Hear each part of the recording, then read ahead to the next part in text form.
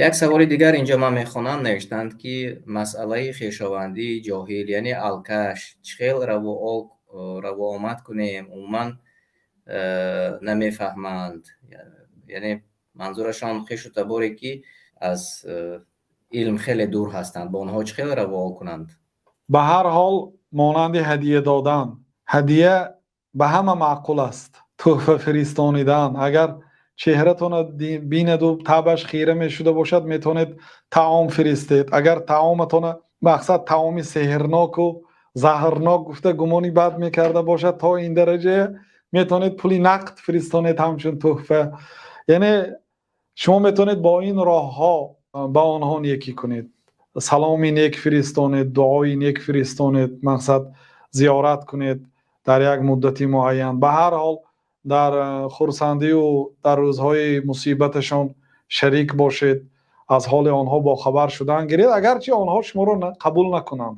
در این حالت خیلی که در صحبتی پیشینه گفتیم گویا که خاکستر گرم را به دهان آنها شما زیر کردید.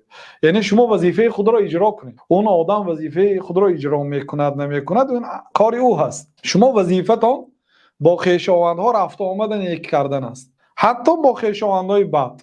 کی آنها را یعنی دعوت به اخلاق حمیده میکند، کی آنها را دعوت به این دین مقدس اسلام میکند اگر شما نکنید. بنابراین شما وظیفه خود را انجام دادن گیرید. بله آسان نیست، بعضی خویشاوندها بسیار اخلاقی بد دارند، خیلی که به من چند شکایت ها اومد بعد این نوار. لیکن به هر حال دعا کنید در حقشان. اینم دعای غایبانه که الله تعالی، چون الله تعالی وعده داد از فاستهدونی اهدیکم، در صحیح مسلم آمده است در حدیث قدسی الله تعالی میگه که فاستهدونی، از من طلبی هدایت کنید من هدایت میکنم. پروردگار برادرم فلانی، عمکم فلانی، خویش و تبارم فلانی برای راست هدایت کن. گفته شبها در نماز تهجدتان دعا کنید.